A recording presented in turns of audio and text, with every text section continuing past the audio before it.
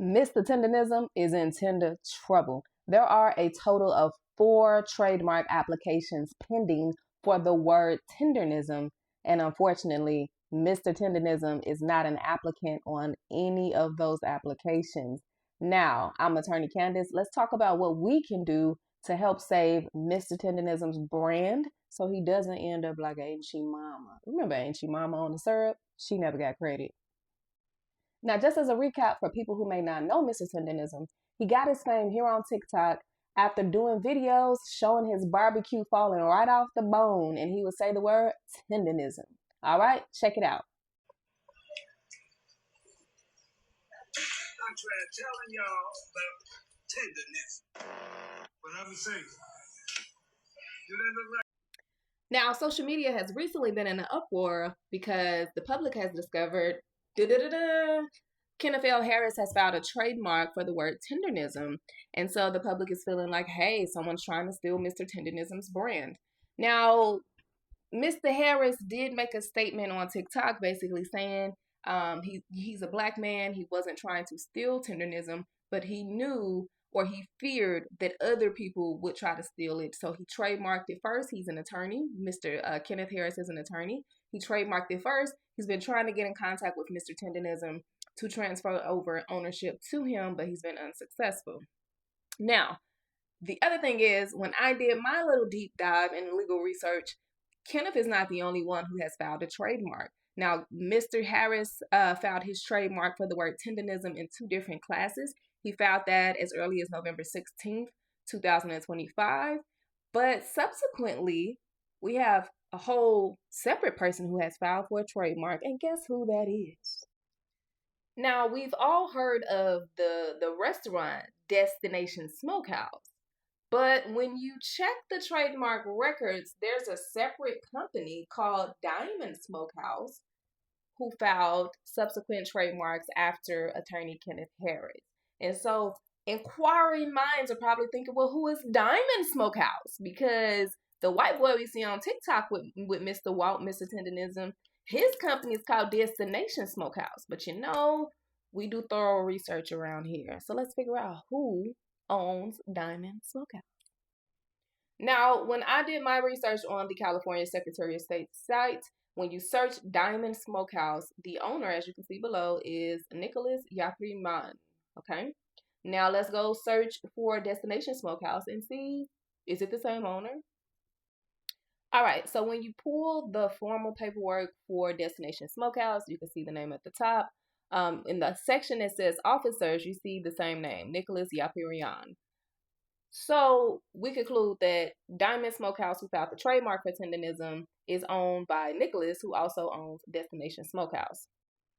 Now, there are some statements going around on social media that, hey, Mr. Tendernism actually is a business owner with Nicholas, and he owns a portion of Destination Smokehouse.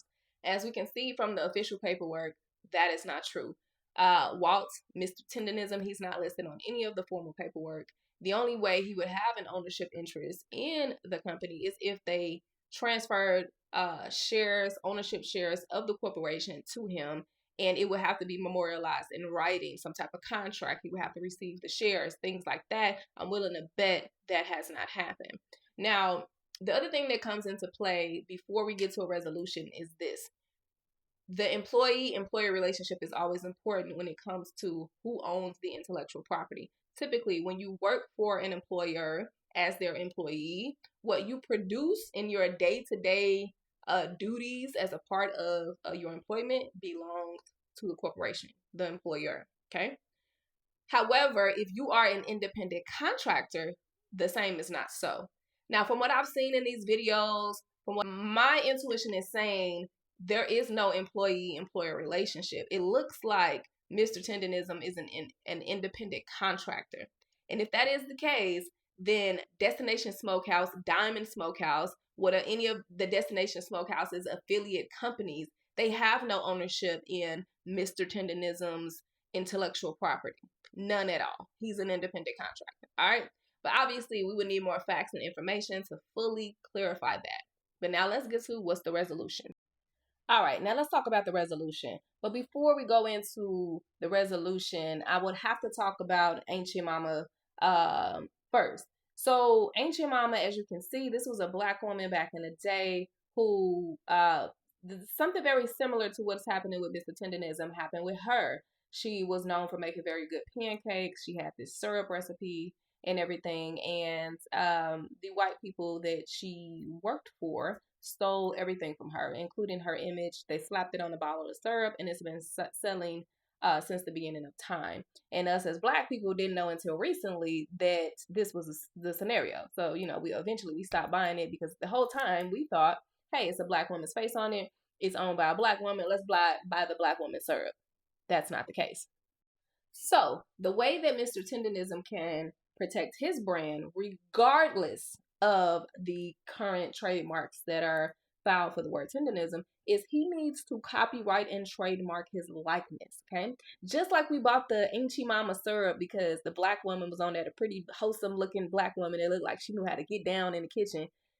The same way we bought that syrup because of her likeness being on the bottle, Mr. Tendernism could have the same effect. The only difference is we want Mr. Tendernism to own it, okay? So the way he would protect his likeness and his image is to find his favorite photo of himself, something similar to this, where he got the hat on and everything and the mustache and all the things that we know him for, and copyright it and trademark it, right? And this way, this will solidify his particular brand regardless of the word tendernism being going through a trademark fight right now, because you know what, he could slap his photo of himself on any products and we would buy it because now we know, okay, this is his product, this is him. Okay, he can slap his photo on a logo for his own restaurant, just like KFC, just like McDonald's. When we see KFC, when we see the old white man with the gray beard and all that, we know it's KFC. Okay, and he could do the same thing with his own restaurant, and that is how he would save his brand. Now, there's going to have to be a part 2 to discuss, you know, the legalities, who would win, and all that with the current pending trademarks for tendernism.